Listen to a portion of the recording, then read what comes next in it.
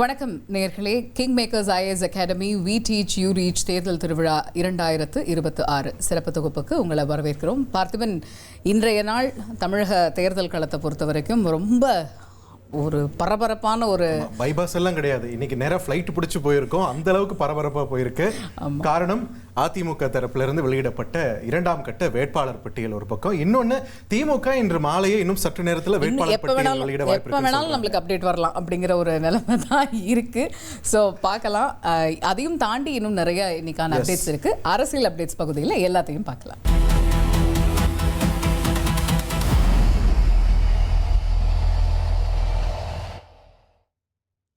பார்த்திபன், ஓட்டு போடணும் அப்படிங்கிறது நம்மளுடைய ஜனநாயக உரிமை, கடமையும் கூட. அதை ஏதாவது இந்த லீவு கிடைக்கல இந்த மாதிரியான காரணங்கள் எல்லாம் சொல்லி யாரும் அதை தட்டி கழிச்சிடக்கூடாது அப்படிங்கிறதுல தேர்தல் ஆணையம் ரொம்ப ரொம்ப கவனமாக இருக்காங்க. அந்த வகையில் சட்டமன்ற தேர்தலையொட்டி வாக்குப்பதிவு நடைபெறக்கூடிய அந்த ஏப்ரல் 23ஆம் தேதி பொது விடுமுறையாக அறிவிச்சிருக்கிறாங்க. தனியார் நிறுவனங்களில் பணிபுரியக்கூடிய ஊழியர்களும் கட்டாயம் விடுமுறை அளிக்க வேண்டும் அப்படின்னு தமிழக அரசும் அறிவுறுத்தி இருக்கு. இந்த அப்டேட் இன்னைக்கு தான் எலெக்ஷன் கமிஷன் சைட்ல இருந்து வருது. நம்ம பசங்க முன்னாடியே பிளான் பண்ண ஆரம்பிச்சிட்டாங்க. எப்படி 23ஆம் தேதி எலெக்ஷன் அன்னைக்கு நமக்கு லீவ் தந்துருவாங்க.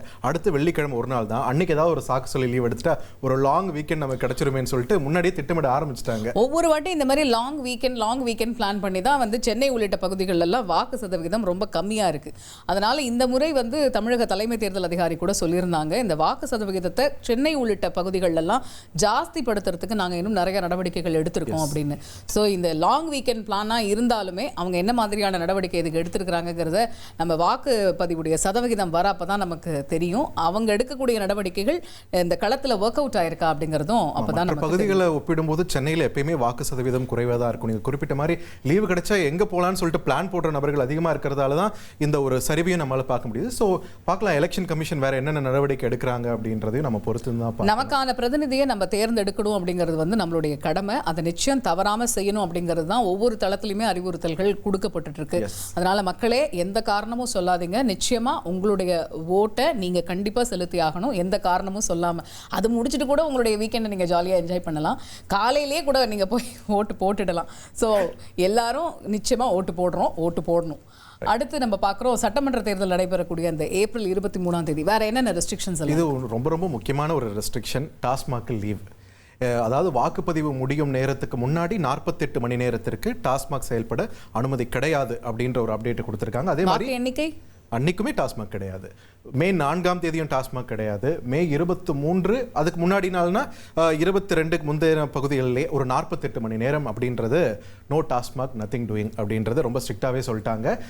சில தேவையில்லாத சம்பவங்கள் நடைபெறுவதை தடுப்பதற்கான ஒரு முக்கியமான ஒரு அறிவிப்பாக தான் நம்ம இதை பார்க்க வேண்டியதாக இருக்கு. தேர்தல் பிரச்சாரம் எப்போ நிறைவு பெறுதோ அதே போல இந்த கடைகளுக்கும் அன்னைக்கு அவங்க அதோட ஒரு 2 நாளைக்கு கிடையாது அப்படிங்கிற ஒரு அறிவிப்பு இருக்கு.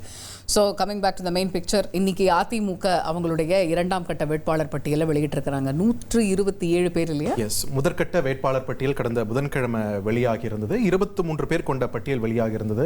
ரொம்ப இம்பார்ட்டன்ட் கேண்டிடேட்ஸ்லாம் அன்னைக்கு முன்னாள் அமைச்சர்கள், அதிமுக முக்கிய நிர்வாகிகள் இவங்க அடங்கிய பட்டியல் அந்த 23ல இருந்தது. இன்னைக்கு 127 அப்படின்னு நம்ம பார்க்குறோம். இது எப்படி இருக்கு? இதுல யார் யாரெல்லாம் இருக்காங்க? முன்னாள் அமைச்சர்கள் இருக்கிறத தாண்டி இன்னும் வேற யாருக்கெல்லாம் வாய்ப்பு கொடுக்கும்? புதுமுகம்லாம் எவ்வளவு பேர்? புதுமுகங்கள் பார்த்தோம்னா ஒரு 43 பேர் புதுமுகங்களாக இணைக்கப்பட்டிருக்காங்க. நம்ம முன்னையே பேசின மாதிரி முன்னாள் அமைச்சர்கள் போன பட்டியல் ஆக்கிரமிச்சிருந்தாங்க. இந்த பட்டியலை பொறுத்த வரைக்கும் 14 பேர் முன்னாள் அமைச்சர்களுடைய பெயர்கள் இடம்பெற்றிருக்கிறத பார்க்க முடியுது. அதே மாதிரி பெண் வேட்பாளர்கள் அப்படின்னு பார்க்கும்போது 17 பேர் பெண் வேட்பாளர்களும் அறிவிக்கப்பட்டிருக்காங்க. ஆனால் இன்னொரு முக்கியமான விஷயத்தை குறிப்பிடுறாங்க. இந்த ஒட்டுமொத்த 127 பேர் கொண்ட பட்டியலில் ஒரே ஒரு இஸ்லாமிய வேட்பாளர் மட்டும்தான் இருக்காரு. அவரும் பாளையங்கோட்டையில் களம் காண்றாரு. இந்த ஒரு விஷயத்தையும் கூட நம்மளால பார்க்க முடியுது. இன்னொன்று முக்கியமா லாட்டரி அதிபர் மார்டின் அவர்களுடைய குடும்பத்திலிருந்து நிறைய கட்சிகளில் பயணிக்கக்கூடியதை நம்மளால பார்க்க முடியும். ஒரு பக்கம் பாண்டிச்சேரியில களம் காண்றாங்க, ஒரு பக்கம் தாவேகா, ஆமா ஆதவர்ஜுனா அவர்கள், இன்னொரு பக்கம் அதிமுகல மார்டின் அவர்களுடைய மனைவி லீமா ரோஸ் அவங்க களம் காண்றாங்க. லால்குடி தொகுதியில் அவங்க வேட்பாளரா அறிவிக்கப்பட்டிருக்காங்க. சரி, இப்போ 2ஆம் கட்ட வாய்ப்பு திரும்ப கொடுக்குறாங்க அப்படிங்கிற கட்டத்தில் வேட்பாளர்கள் எவ்வளோ பேர் இருக்காங்க? இதில் சிட்டிங் எம்எல்ஏஸ் கணக்கு மட்டுமே நம்ம பார்க்கணும்னா 28 பேருக்கு, அவங்க சிட்டிங் எம்எல்ஏஸாக இருக்கிறவங்க 28 பேருக்கு கொடுக்கப்பட்டிருக்கு. ஏற்கனவே சொன்ன மாதிரி 43 புதுமுகங்கள் இல்லையா, மீதி இருக்கிறவங்க எல்லாருமே முன்னாள் எம்எல்ஏக்கள் அல்லது முன்னாள் எம்பிக்கள் இந்த மாதிரி இருந்தவங்க. ஸோ ஒரு வெல் எக்ஸ்பீரியன்ஸ்டான ஒரு டீம், அதோட ஒரு 43 புதிய முகங்கள். அடுத்து வந்து ஒரு 17 பேர் கொண்ட மூன்றாவது பட்டியலும் வர இருக்கிறது, நாளை மறுநாள் வருவதற்கான வாய்ப்பு. ஏன்னா இந்த பட்டியல சென்னை உள்ளிட்ட பகுதிகள் இல்லை இல்லையா? இந்த வாட்டி சென்னையை பொறுத்த வரைக்கும் மொத்தம் 16 தொகுதிகளில் 3 தொகுதிகள் மட்டும்தான் அவங்க கூட்டணி கட்சிகளுக்கு விட்டு கொடுத்துருக்காங்க.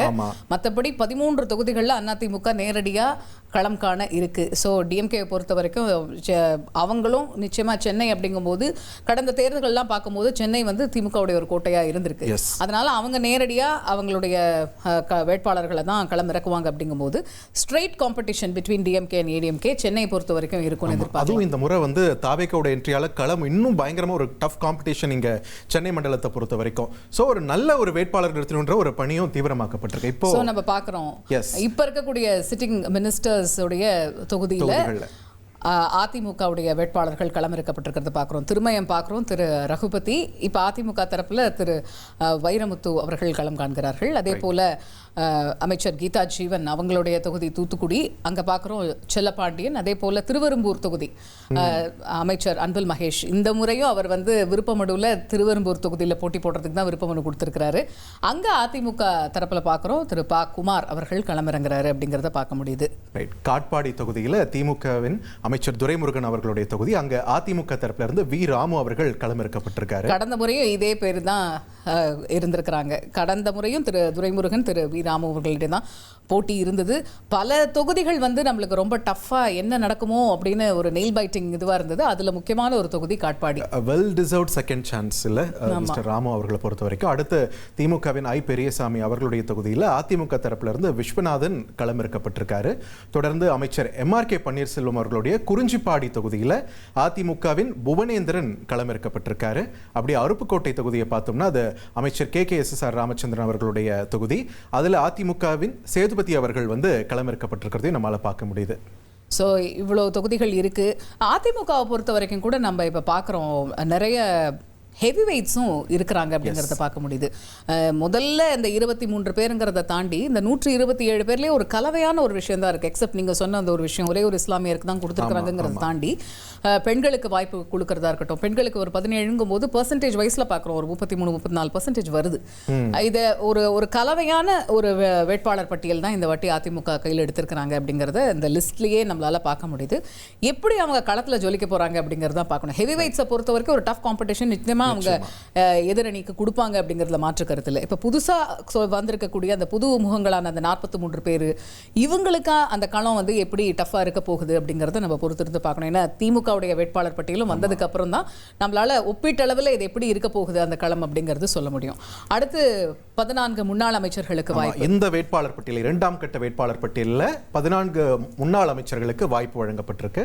அந்த வகையில் திருவள்ளூர் தொகுதியில் முன்னாள் அமைச்சர் BV ரமணா அவர்கள், மாதவரம் தொகுதியில் முன்னாள் அமைச்சர் மூர்த்தி அவர்கள், காஞ்சிபுரம் தொகுதியில் சோமசுந்தரம் அவர்கள் மற்றும் ஹோசூர் தொகுதியில் பாலகிருஷ்ண ரெட்டி இவங்களுக்கு மறுபடியும் வாய்ப்பு வழங்கப்பட்டிருக்கு. அதே போல இந்த 14 முன்னாள் அமைச்சர்களில் பார்க்குறோம். அடுத்து பொள்ளாச்சி திரு பொள்ளாச்சி ஜெயராமன் அவர்களுக்கும், அதே போல் அம்பாசமுத்திரத்தில் பார்க்குறோம் திரு இசக்கி சுப்பையா, அதே போல் கன்னியாகுமரியில் முன்னாள் அமைச்சர் தொலவாய் சுந்தரம் அவருக்கு, அதே போல் கடலூர்லேயும் முன்னாள் அமைச்சர் MC சம்பத் இவங்களுக்கும் இந்த வாய்ப்பு அப்படிங்கிறது வழங்கப்பட்டிருக்கு. அதே போல் அடுத்தடுத்த தொகுதி பார்க்குறோம். தூத்துக்குடி, ஸ்ரீவைகுண்டம், உடுமலைப்பேட்டையில் உடுமலை ராதாகிருஷ்ணன் அவர்கள் முன்னாள் அமைச்சர், அதே போல் திரு சண்முகநாதன், அதே போல் தொகுதியில் தூத்துக்குடி தொகுதியில் செல்லப்பாண்டியன் அவர்கள் களமிறங்கியிருக்காரு. ஸோ கிட்டத்தட்ட எல்லாருமே வந்து இதில் ரொம்ப தொகுதிக்கு ரொம்ப பரிச்சயமான முகங்கள் தான் அப்படிங்கிறத பார்க்க முடியும்.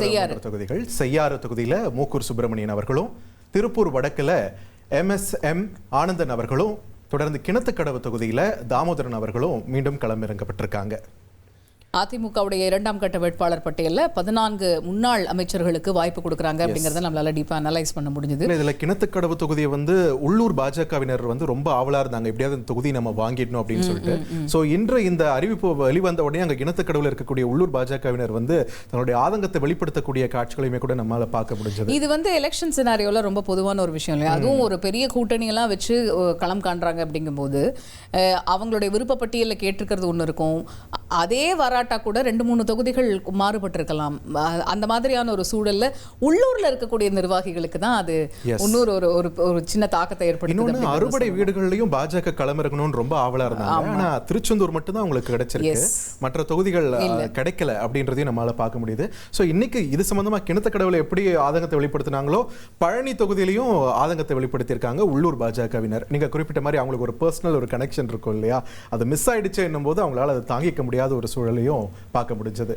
ஸோ இப்போ அதிமுகலேருந்து கொடுக்கக்கூடிய அந்த வேட்பாளர்கள் இப்போ இருக்கக்கூடிய அமைச்சர்களுக்கு எதிராக களம் காணக்கூடியவங்க அவங்களுடைய லிஸ்ட்டுமே நம்ம பார்த்தோம். அதே போல் எக்ஸ் மினிஸ்டர்ஸ் வந்து யாரெல்லாம் இப்போ 14 பேர் அறிவிக்கப்பட்டிருக்கிறாங்கிறத பார்த்துருக்கணும் செகண்ட் லிஸ்ட்டில். ஆனால் இந்த செகண்ட் லிஸ்ட்லேயுமே இன்னும் அறிவிக்கப்படாத சில பெயர்கள்லாமும் இருக்கிறாங்க, முன்னாள் அமைச்சர்கள்.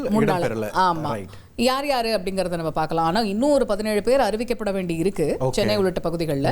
அந்த வகையில் இடம்பெறாத முன்னாள் அமைச்சர்கள் அப்படின்னு பார்க்குறோன்னா திருமதி ராஜலட்சுமி, அதே போல திருமதி சரோஜா, அதே போல திருமதி வளர்மதி. அவங்க வந்து மூத்த தலைவர் அதிமுகவை பொறுத்த வரைக்கும் முன்னாள். அவங்க வந்து சென்னை பட்டியல் வெளியாகும் போது அவங்க பேர் இடம்பெற வாய்ப்பு இருக்குன்னு சொல்றாங்க. 1000 விளக்கு தொகுதியில் அவங்க போட்டியிட வாய்ப்பு இருப்பதாக ஒரு தகவல் வந்திருக்கு. 1000 விளக்கு, ஆலந்தூர் இதெல்லாமே அவங்களுடைய ஆப்ஷன்ஸ்ல இருக்கிறதுக்கான வாய்ப்பு இருக்கு. ஸோ இவங்க அடுத்த பட்டியலில் நிச்சயமா இவங்கள எவ்வளவு பேர் இடம்பெறாங்க அப்படிங்கிறத பார்க்க வேண்டியிருக்கு. அதே போல திரு சேவூர் ராமச்சந்திரன் அவருடைய பேருமே இந்த பட்டியலில் இல்லை. அதே போல திரு சிவபதி முன்னாள் அமைச்சர், அதே போல திரு ஆவடி ரஹீம் அவருடைய பேரும் இல்லை. திரு மாஃபாய் பாண்டியராஜன் அவருடைய பேருமே இல்லை இந்த இப்போ 2ஆம் கட்ட வேட்பாளர் பட்டியலில். அதே போல் திரு வெள்ளமண்டி நடராஜன் இவருடைய பேருமே இல்லை. பார்ப்போம் இதில் எவ்வளோ பேருடைய பெயர்கள் வந்து அடுத்து வரக்கூடிய பட்டியலில் இருக்குது அப்படிங்கிறத நம்ம பார்க்க வேண்டியிருக்கு. ஸோ இன்றைக்கி அதிமுகவுடைய வேட்பாளர் பட்டியல் வந்துருச்சு, அதை நம்ம பார்த்தோம், அதை டீப்பாக அனலைஸ் பண்ணோம் எவ்வளோ பேருக்கு என்னென்னு. திமுகவுடைய வேட்பாளர் பட்டியல் இன்னும் சற்று நேரத்தில் வரும் அப்படின்னு எதிர்பார்க்கப்படுது. ஆனால் இப்போ இது வரைக்கும் இப்போ திமுகவுடைய கூட்டணியில் யார் யாருக்கு எவ்வளவு தொகுதிகள் அப்படிங்கிறத நம்ம பார்த்துடலாமா? தொகுதிகளுடைய எண்ணிக்கை, தொகுதி அண்ட் ஆல்சோ சின்னமும் ரொம்ப முக்கியமான ஒரு விஷயம், ஒரு மெயின் கீ ரோலை ப்ளே பண்ணுது. ஸோ அந்த கார்ட்ஸை பார்த்துடலாம். ஓகே, திமுக மட்டும் தனித்து 164 தொகுதிகளில் களம் காண்றாங்க. அதாவது திமுக நேரடியாக போட்டி போடக்கூடிய திமுகவுடைய வேட்பாளர்களே நேரடியாக போட்டி போடக்கூடிய தொகுதிகளுடைய எண்ணிக்கை 164. ஓகே, ஸோ அடுத்து கூட்டணி கட்சிகள் அப்படின்னு பார்க்குறோம். காங்கிரஸ் 28 தொகுதிகளிலையும், தேமுதிக 10 தொகுதிகளிலையும், விசிக விடுதலை சிறுத்தைகள் கட்சி 8 தொகுதிகளிலையும், இந்திய கம்யூனிஸ்ட் கட்சி 5 தொகுதிகளிலையும் களம் காண்றாங்க. தனித்தனி சின்னங்கள் அப்படின்றது குறிப்பிடத்தக்கது. ஆமா, அதே போல அடுத்து மார்க்சிஸ்ட் கம்யூனிஸ்ட் கட்சி வரணும். மார்க்சிஸ்ட் கம்யூனிஸ்ட் கட்சியை பொறுத்த வரைக்கும் அதே 5 தொகுதிகள். மதிமுகவை பொறுத்த வரைக்கும் 3+1 3 தொகுதிகளில் அவங்க உதயசூரியன் சின்னத்திலையும், ஒரு தொகுதியில் அவங்களுடைய தனி சின்னத்திலையும் போட்டி போட போகிறாங்க. அடுத்து IUML பார்க்குறோம், அவங்களுடைய சின்னம் தான் 2. அடுத்து மனிதநேய மக்கள் கட்சி, அவங்க உதயசூரியன் சின்னத்தில் போட்டி போட போகிறாங்க. அடுத்து கொங்குநாடு மக்கள் தேசிய கட்சி, மக்கள் ஜனநாயக கட்சி, SDPI, முக்குளத்தோர், இவங்க எல்லாருமே உதயசூரியன் சின்னத்தில் தான் களம் காண போகிறாங்க.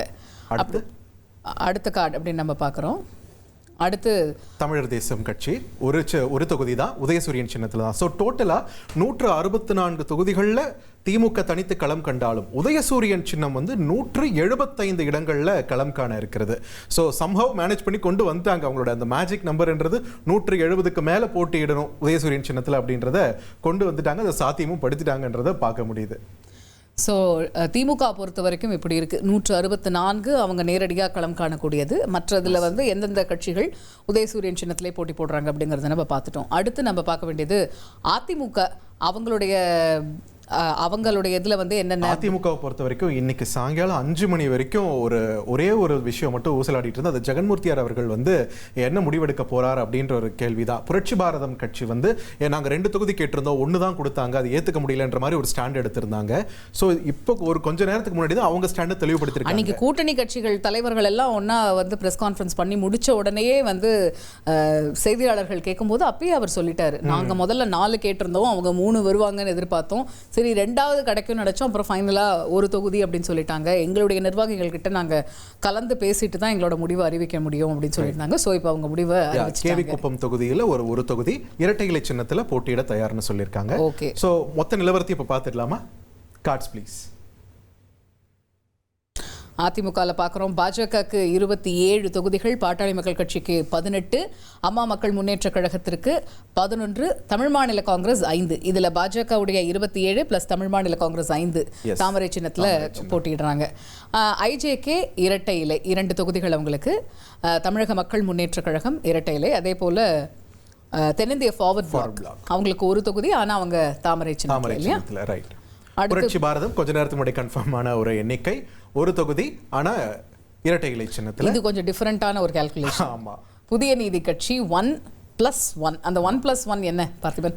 ஒன்று வந்து அதிமுக இந்த கூட்டணியில் அதிமுக தரக்கூடிய ஒரு தொகுதி, அதுல வந்து இரட்டை இலை சின்னத்துல போட்டிடுறாங்க. இந்த +1ன்றது பாஜக தரப்புல இருந்து கொடுக்கக்கூடிய உள் ஒதுக்கீடு, அவங்களோட கவுண்ட்ல இருந்து ஒண்ணு தராங்க. அதுல அவங்க வந்து தாமரை சின்னத்துல கிளம்பிருக்காங்க. ஸோ ஒரே தேர்தல், ஒரே கட்சி, ஆனா 2 டிஃபரண்ட் சிம்பிள்ஸ், 2 வித்தியாசமான தொகுதியில 2 சிம்பிள்ல போட்டிடுறாங்க. ஸோ அப்படி பார்க்குறோன்னா இவங்களுடைய கவுண்ட் வந்து 166 இல்லையா. 166ல் இவங்க நேரடியாக அதிமுக வேட்பாளர்களே நேரடியாக களம் காணக்கூடியது அப்படின்னு பார்க்கும்போது 166. ஸோ இப்போ மற்ற கூட்டணி கட்சிகள் அதிமுக சின்னத்தில் போட்டி போடுற, இரட்டை இலை சின்னத்தில் போட்டி போடுறது எல்லாத்தையும் சேர்த்து வரக்கூடிய நம்பர்னா 171. ஸோ இவங்களும் 170 அபவ்ங்கிற ஒரு நம்பருக்கு வந்துட்டாங்க. இல்லை, நம்ம நிகழ்ச்சி ஆரம்பித்த காலத்துலேருந்தே சொல்லிட்டு இருந்தது 2 கழகங்களும் 170+ அப்படின்றதுல தங்கள் சின்னம் போட்டியிட வேணும், ரொம்ப தெளிவாக இருந்தாங்க. அதை நோக்கி தான் எல்லா காய்களும் நகர்த்திட்டு இருந்தாங்க. சம்பவம் அதை சாதிச்சிட்டாங்க. இத்தனை கூட்டணி கட்சிகளை வச்சு இதை முடியுமா அப்படின்னு நிறைய கேள்விகள் இருந்தது. முடிச்சு காட்டுறோம் அப்படின்னு அவங்க எக்ஸ்பீரியன்ஸை ப்ரூவ் பண்ணிட்டாங்க. எவ்வளோ வருட எக்ஸ்பீரியன்ஸ் இது, அதனால அதை அவங்களுக்கு ரொம்ப சர்வசாதாரணமாக முடிச்சிருவாங்க. போகும்போது அது ரொம்ப டிஃபிகல்ட்டாக இருக்குமோ, இது எப்படி ஃபைனலைஸ் ஆகும்னு தோணும். ஆனால் அவங்களுக்குன்னு நிறைய வழிகள் இருக்குது, அதை வச்சு அவங்க முடிச்சிட்டாங்க.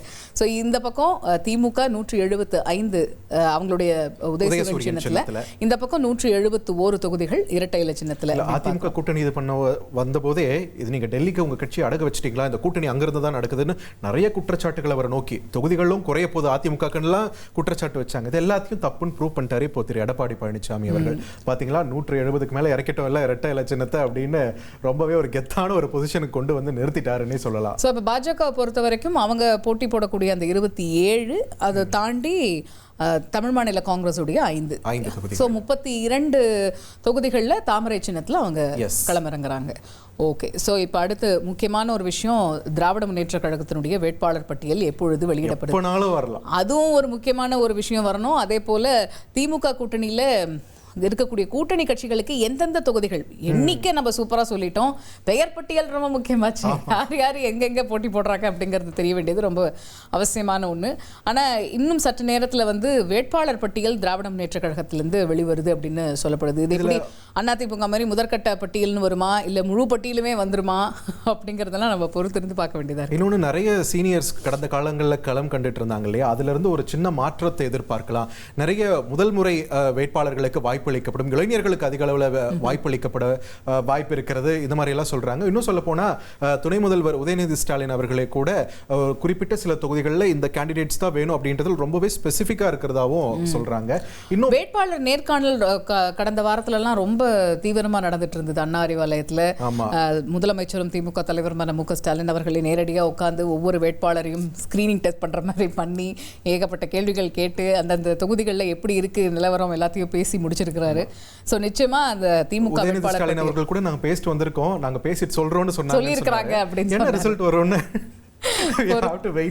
ஆமா பொறுத்திருந்து தான் பார்க்கணும். ஆனா வேட்பாளர் பட்டியலை பொறுத்த வரைக்கும் என்னென்ன சர்ப்ரைஸ் இருக்குது இதில் அப்படின்னு நம்ம பார்க்கணும். இப்போ நம்ம அதிமுக பொறுத்த வரைக்கும் பார்த்துருக்கோம், முன்னாடி இருந்த அமைச்சர்களுக்கு திரும்ப கொடுத்துருக்கக்கூடிய வாய்ப்பு, அதே போன்ற ஒரு வாய்ப்பு திமுகவை பொறுத்த வரைக்கும் கிடைக்குமா அப்படிங்கிறத நம்ம பார்க்க வேண்டியதாக இருக்குது. ஏன்னா நம்ம பேசிக்கிட்டு இருந்த நேரத்தில் இளைஞர்களுக்கும் புதுமுகங்களுக்கும் நிறைய வாய்ப்பு கொடுக்குறாங்க அப்படிங்கும்போது அவங்க நேரடியாக களம் காணக்கூடிய எண்ணிக்கைங்கிறது 164. அப்போ எப்படி இதில் எல்லாரையும் அகாமடேட் பண்ணுவாங்க, இது ஒரு கலவையாக இருக்க போகுதா இல்லைன்னா பரிச்சயமான முகங்களுக்கு அதிக எண்ணிக்கை இருக்க போகுதா அப்படிங்கிறது இருக்குது. இன்னொன்று இதில் இந்த எலெக்ஷனை பொறுத்த வரைக்கும் புதுசாக தாவேக்கா களம் காண இருக்கிறார்கள். அவங்க எல்லாமே ஒரு ஃப்ரெஷ் ஃபேஸாக இருப்பாங்க. அப்படி இருக்கும்போது ஃப்ரெஷ் ஃபேஸாக இறக்குவாங்களா இவங்க, இல்லை தொகுதிக்கு ரொம்ப பரிச்சயமான நபர் அப்படிங்கிற ஒரு விதத்துல அந்த வியூகத்தை அந்த ஸ்ட்ராட்டஜி எடுத்து பண்ணுவாங்களா பாயிண்ட் ஆஃப் வியூ சொல்றாங்க. நீங்க புதுமுகங்களை இறக்கும் போது களத்துல தாவேக்க தரப்புல இருந்து இறக்குறாங்கன்னு வச்சுக்கோங்களேன், மக்களுடைய நம்பிக்கை பெறுவதுன்றது விஜயோட ஃபேஸ் வேல்யூ மட்டும் தான் அங்க கீ ரோல் ப்ளே பண்ணுது. பிறகு கழகங்கள் அது திமுகவோ அதிமுகவோ பரிச்சயப்பட்ட ஒரு முகம் இறக்கும் போது அது இன்னும் ஸ்ட்ராங்கா தானே இருக்கும், லோக்கல் பீப்புளோட ஒரு கனெக்ட் இருக்கும். தொகுதிக்கான முகம், தொகுதிக்கான ஒரு பிரதிநிதியா பாக்குறாங்க அப்படிங்கும்போது அந்த ஆங்கிள் வந்து அதான் பார்க்கணும் நம்ம என்ன ஒரு வியூகம் இந்த வாட்டி திமுக எடுக்கிறாங்க கையில் அப்படிங்கிறத பார்க்க வேண்டியதாக தான் இருக்குது. ஏன்னா அதிமுகவுடைய பட்டியல் வெளிவரும்போதே பேசப்பட்ட ஒரு விஷயம்தான் இது.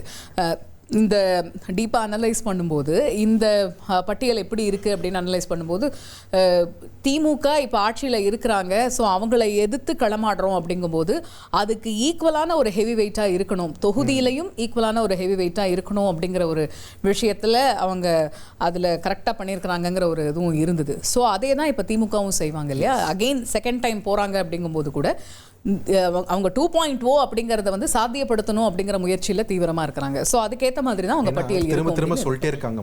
2021 கூட முதல்வர் ஸ்டாலின் அவர்களுக்கு வந்து முதலமைச்சராகும் யோகமே கிடையாது அப்படின்ன உடனே பாத்தீங்களா நாங்க வந்து அதை பொய்யாக்கிட்டோம், ஆட்சியில் அமர்ந்துட்டோம் அப்படின்னு. இப்போ என்ன சொல்றாங்கன்னா கன்சிஸ்டன்ட் செகண்ட் வந்ததுக்கான வாய்ப்பே கிடையாது, வந்ததும் கிடையாது, வரப்போவதும் கிடையாதுன்னு சொல்றாங்க.